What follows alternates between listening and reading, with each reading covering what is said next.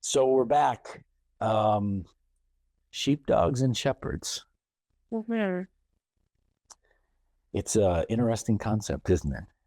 It is. And I think it's going to be really helpful for you to explain each of, sheepdog, shepherd, sheep, and wolf. And then we can all kind of reflect on some of those examples and how it puts up. But I mean, we've even talked a little bit before this of how sometimes we feel like we're more than one, given the timing. So, and that can feed into our other conversations about authenticity and how we've shown up and all these other things. But let's start with, talk us through sheepdogs and shepherds. Well, this wasn't something I came up with. I was in some great training years ago. It was a police chief that had been through some really tragic events just north of Chicago. And he was teaching us a room full of peer officer support team, chaplains, anybody that was a part of that peer officer support team. And he basically broke it down this way. He said, all of culture has been made up from the beginning of the civilizations. There's been wolves, there's been sheep, there's been shepherds, and there's been sheepdogs. And he explained that about 3% of our population is just, they're a wolf, they're pure evil, and they're here. And the sheepdog has a role to, in their training, learn how the wolf thinks, see how the wolf acts, be able to spot the wolf. Their whole, he pointed out about it was over 95% of the officer training was training on how to spot the wolf. Oh. So you have this massive amount of training on where's the wolf, where's the wolf, where's the wolf. And I think that's true whether you serve in the military or whether your training is emotions don't matter. You have one job. Where's the wolf? Yeah, where's the threat? Where's the threat? But in that, you also take care of the sheep. And sheep bite, they kick. Sometimes they stink. Sometimes they spit. They're not always, and usually when, you're called in to take care of things that are out of control and put them back into control, that's when you're dealing with sheep on their worst day. Fair. Right? So all of that was making a lot of sense. And then he moved to the shepherd. And he said, there are people that have been called to be shepherd, and they're in our culture too. And some do a really good job of it, and some do a really crappy job of it. But what he's learned is being in law enforcement for as long as he was, and he started to make some friends with some shepherds, he began to realize they had so much in common. Because as a shepherd, the sheep bite, kick, stink, and spit. And they're walking through a lot of the worst days in a sheep's life too. And some of the same effects that was happening to law enforcement was happening to shepherds. And things were coming out sideways, and things were coming out. And it's this magnifying glass, or they both live in a glass house, where the congregation looks at a shepherd or a minister or somebody, and they're just expect them to have all their, stuff together, never have a bad day. And that's just unrealistic because they carry a lot. What's really tragic is when you look at top 5 professions where suicide is prevalent, both shepherds and sheepdogs are in the top 5. Pretty odd. Yeah. But there's a lot in common there. So that's where this all started to make sense to me, because I lived in both of those worlds. And I saw some really unhealthy things as being, a pastor for 20 years. And I kind of moved out of that role and started working in law enforcement as a chaplain, and I began to see their world, and I was blown away by the similarities. And then I saw how they escaped and dealt with it. I'm like, well, that seems like a lot more fun to do that. And I started to go into their escape modes because they were just a lot more fun. And it was a little more accepted to do an escape the way they would escape rather than as a pastor, right? Sure. So then I began to realize, you know what? Neither one of these escapes is good. They're both not good. Yeah. And I had to kind of withdraw from that a little bit. And I said, okay, I've got to figure out there's too many similarities here. I've got to figure out what's a healthy way to process this. Shepherds that I really trusted, and I started to gather some sheepdogs that I really trusted. And I said, let's figure this out. And as we did that, that's how Center Shot Blue was born. That came to, okay, how do we as sheepdogs learn how to care for each other? Because one of the biggest, struggles for a sheepdog was, well, if I go to EAP and I start to share really where I'm at, that's going to work against me. That really was the honest thought of, it's going to go in my file and it's going to, it holds people back from taking advantage of that resource a lot of time. And, that's where you really were stepping in the wellness and the command post where, wow, here's another opportunity for some really great help. Plus, you've walked it. Right. You've lived in it. You understand it. So having a shepherd be able to work with a sheepdog and say, you know what I began to see as I was doing that, I learned so much from them. What an extraordinary calling to be a sheepdog. And it is tough. It is extremely difficult. And as they learned what it meant to be a shepherd, they're like, man, you got to carry a lot too. Yeah. So we had to start to figure out, what do we do with all this? And that's where we said, you know what, let's go shoot our bows. Let's go shoot our bows and maybe it'll work out better. So we started to let things go though, as those arrows were being let go. Yeah. And we got to talk and we got to we trusted each other. We created this space and it became this safe space where we were getting together to shoot our bows, but really it was more about, I just need to talk. Yeah. So we would sit through critical incident debriefings and everybody's fine. And I'm hearing stuff that went on that I normally don't even ever have to hear about in the community because they just do their job when I'm at home in my bed at sleep. But now here I am in the middle of learning every detail of this call and exactly what was happening. And it was affecting me and I wasn't fine. And I wasn't even there. I was just hearing about it. So finally I just said, guys, this is messed up. And you all say you're fine. Okay, I'm not fine. I'm going down. I'm going to go shoot. And that's where little by little guys started saying, maybe I should come shoot with you too. And then we started this outpost, Center Shot Blue Outpost. Just was a safe place to go. And I think the definition for outpost is a set aside place to protect against surprise attack. And that's why it kind of was like, wait a minute, if we could be proactive about what we're carrying and what we're dealing with and learn how to shepherd each other because we understand what each other's going through, the surprise attack when we are triggered and we explode and things come out sideways, we could begin to mitigate that and protect against it because we were letting it out in a safe place. So that's where Sheepdogs and Shepherds came from. So what it sounds like is you created this amazing proactive outpost. And I think while we're talking about it, you have a ton of outposts already, and you're putting in all this time and energy as is everybody else, trying to be present and and help these outposts to get the shepherding to the sheepdogs.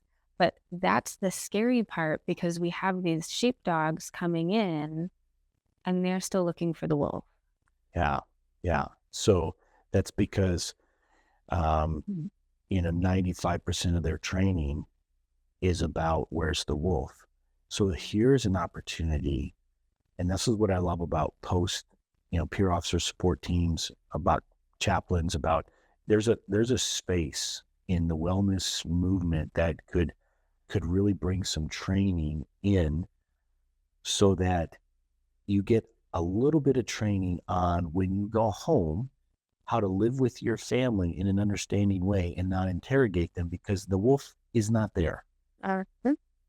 That's your family. Now, you never lose that sense of protecting and watching for them. That's always kind of ingrained in you, but you can't be that interrogator when you go home, right? You've got to snap out of that. So that's hard to do if you don't have any tools for that, if you don't have any practice for that. Yeah. Everybody in that sheepdog world is preparing and proactively training for every potential situation, except for, how do I really shepherd well? Right. Right? Well, and I think, What does that even look like? well, exactly, because that is, well, you said that they're so similar. There is a difference, right? The shepherd is looking for the wolf, but actually has a whole lot of confidence in the sheepdog that you got it. Yeah. I just need to be back up and kind of lead and guide here. And I think that's where the shepherds in the outposts are so important, to be able to help identify those sheepdogs. And well, we see that when people come to, Bo and Joe, and they come to groups or they come to retreats, they show up. They're not ready to fully show up. Yeah. They are still gauging. Where's the wolf? Correct. Who's Like, the is wolf it here? you? Yeah. Is it you, Dr. Abby, with the, because I know that the doctors are judgy and they're going to diagnose me and they're going to put things in my file, right? Like all these things.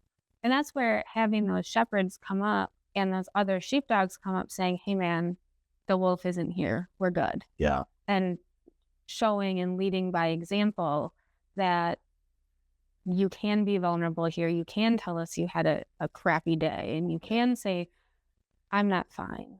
Yeah.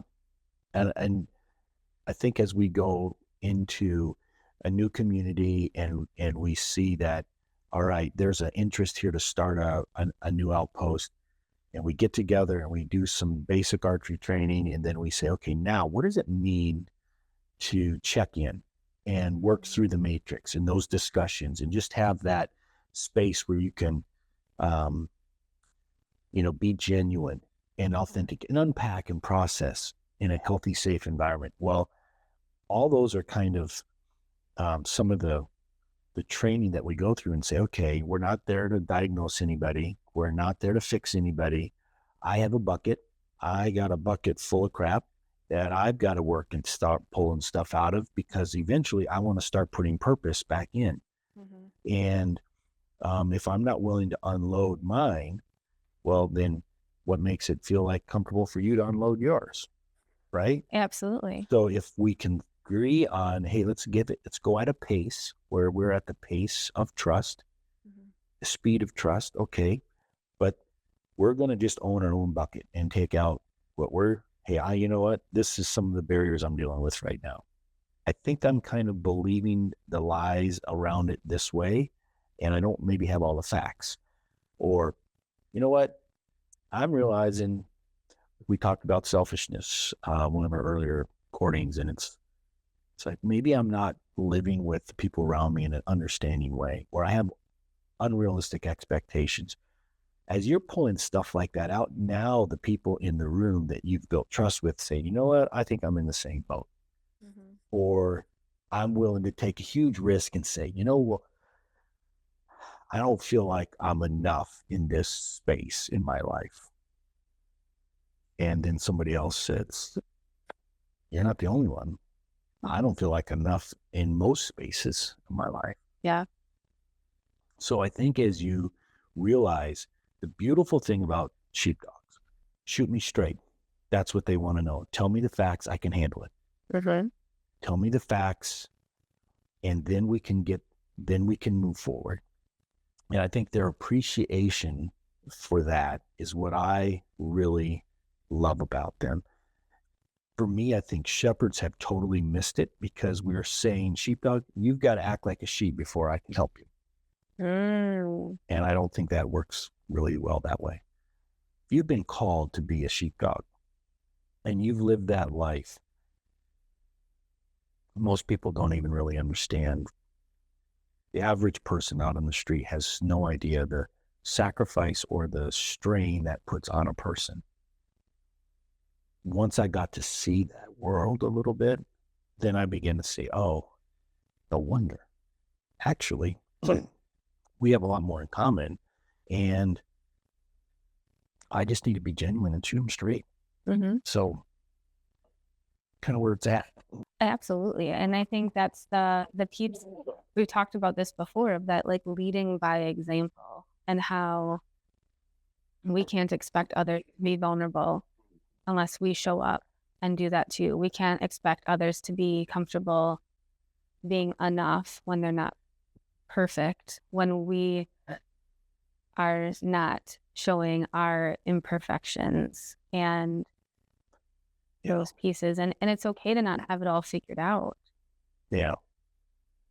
And I think that's, going back to, like, our purpose and our hope of this podcast is that we can reach more people in these conversations and guide some of the things, or create conversation topics and normalcy in some of those things, from what we do day to day in the Wellness Command Post and the Center Shop Blue Outpost, to all of them everywhere, or even ones that aren't established, just anybody in general, because there's a lot of groups out there that are doing a great job of bringing people together.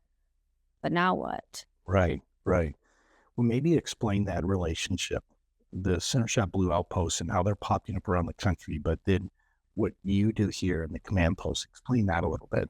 Sure. So with the Wellness Command Post, we vet providers of all different wellness types, and kind of just make sure that they're going to be a good fit for the veteran and first responder community. And we bring them together. So you reach out, you have one place to connect to, and then we connect you to a provider. If you want, you don't have to have a provider. You can just come to our group. So here in Green Bay, the Wellness Command Post is the hub for the Green Bay Center Shop Blue Outpost. So all of the bow and joe, all of the archery stuff that is going on falls under us in that partnership, which is really great, because we do have, a therapist that goes to every bow and joe and is there, and can see that they're just a normal everyday person that also misses their arrows sometimes and also has a bad day. But it doesn't have to be as formal. And I think that's something that we built from the foundation, is these providers and people that are within the Wellness Command Post, we're not showing up in the traditional sense of mental health that people are probably used to. We're going on hikes, we're hanging out with horses, we're sitting out in nature, we're doing archery, we're doing a lot of different things. But I know that if I'm expecting that officer, that veteran, to let their guard down, I also have to be human with them. Yeah. And as a provider, that creates this, like, ethical thing that was preached and pounded into us of, your clients shouldn't know about you, and you need to manage self-disclosure better. And absolutely, we still do to a certain extent. I mean, I don't come to my clients and say, so my husband and I got in a fight yesterday. We're not like that, but there is this more personal connection, because I also have bad days.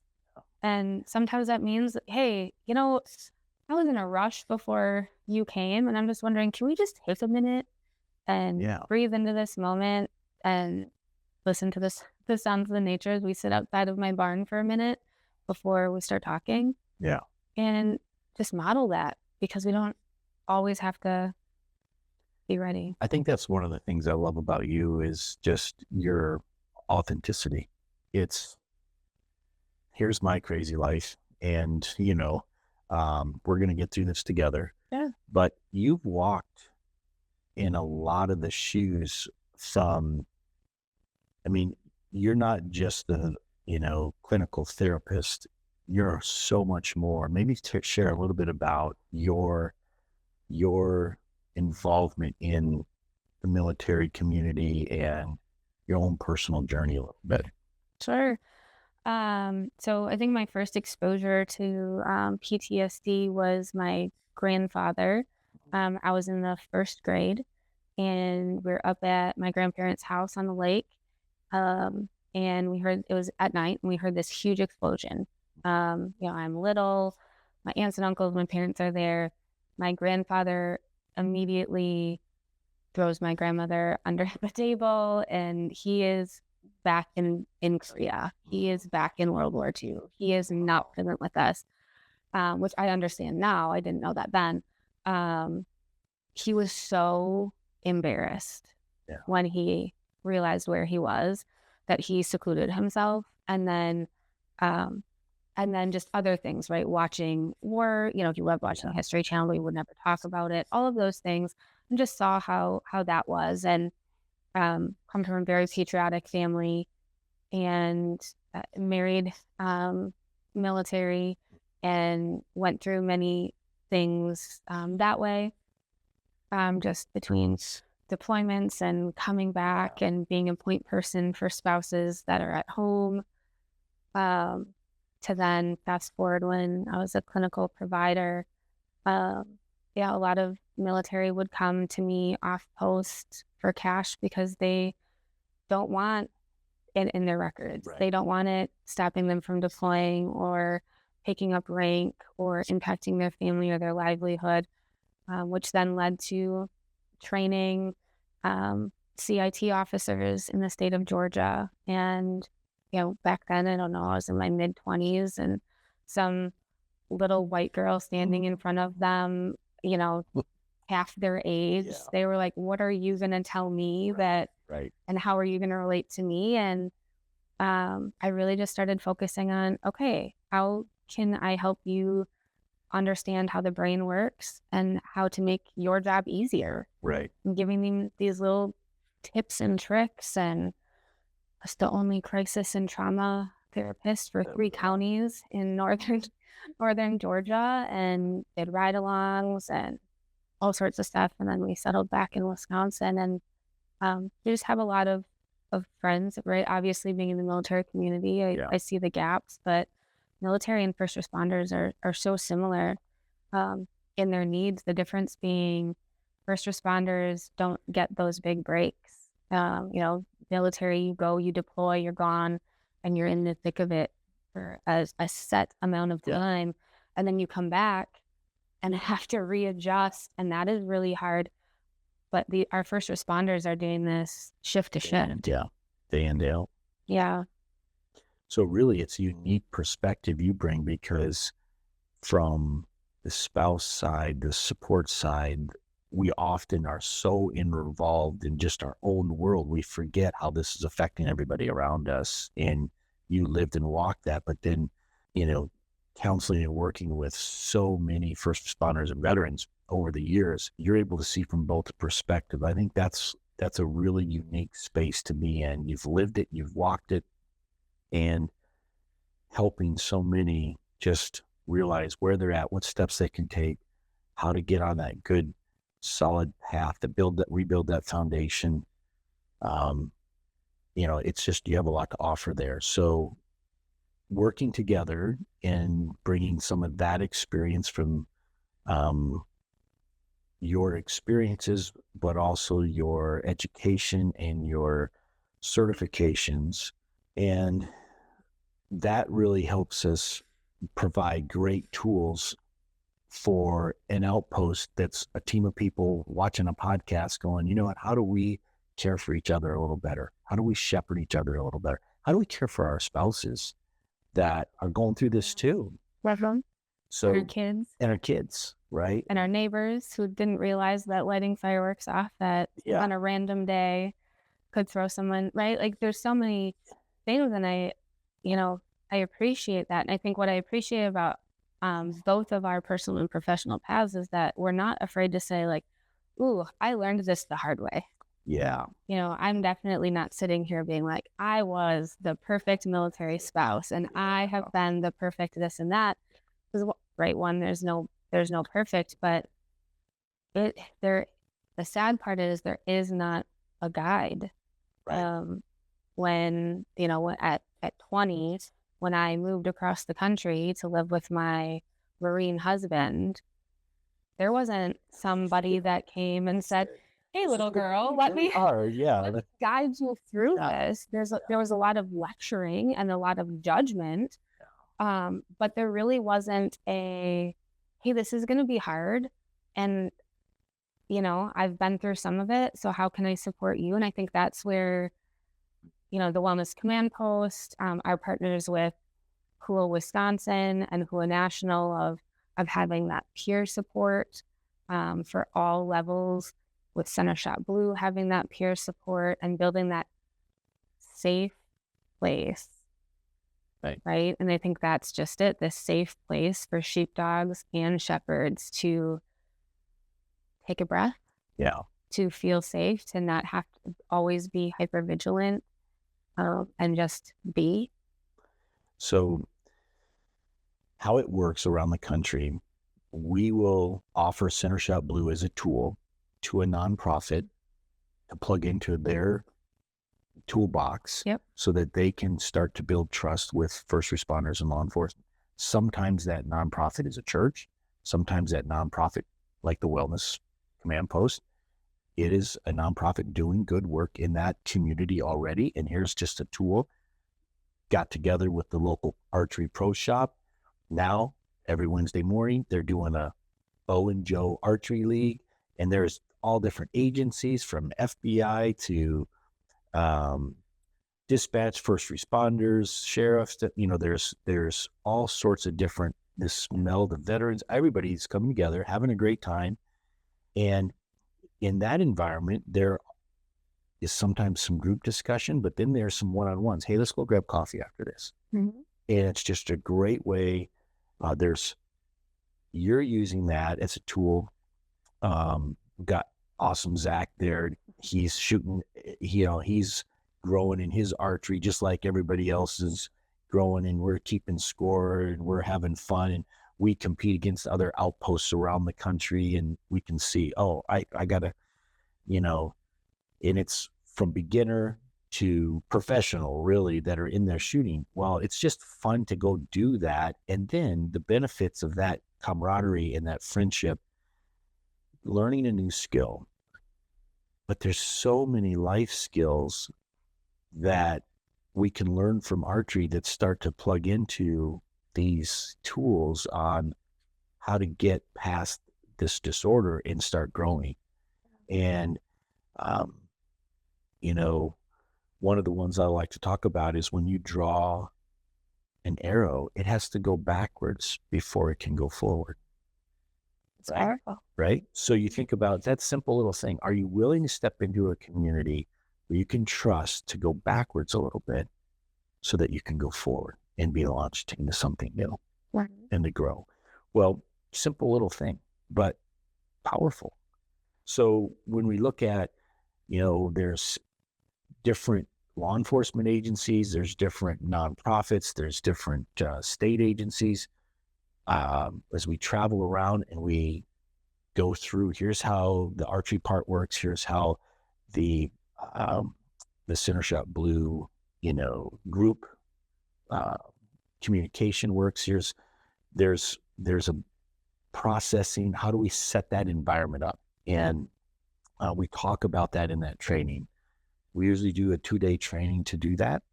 And with that, those that are popping up around the country, they're connected at some large events that we host here in Wisconsin. They can come through the summer, all 6 weeks of summer that we get here in Wisconsin. We bring them in and they get to do the cool tours of different places, and we have a lot of great fun, and we learn and hear stories of what's happening in that community, and with those stories, and it just is a great encouragement. So we have a lot of partners coming together around this, and that's really what we're trying to do, is give the tool away to people who want to make a difference and realize that, the circle of friends I have, we could do this. We need this for each other. And then the podcast is a way that you and I can multiply our space as I'm learning from you, trying to get some balance in my own life. I can't be everywhere and help everyone, but we can share our stories, and we can share what we're hearing and learning. And through the podcast, we can be in a lot of places. So Absolutely. And I think something that I really think worth mentioning is that neither Center Shop Blue, the Wellness Command Post, or our other partners are this is mine, right. Like all of us are just like, I'm just trying to fill a gap. That's right. Like this is an organic thing that's happening, and we're just looking for to help anybody, and we're giving it away. Yeah, there's some investment and some skin in the game that you got to have, but that's just makes, that's good for anything. But it's accountability. Yeah. And we're not saying that we're not creating this diagnosis that you're going to go and you're going to have this license to do that. No, you're just simply getting together, shooting a boat, and creating a safe place to process. You may go and say, well, we're going to do a hike this week, or we're going to do a fishing trip, or whatever it is, outdoors or together. That activity, the language that we're putting together and the resources are just there to help start those discussions. And we'll have some opportunity to give, okay, if you see someone in crisis,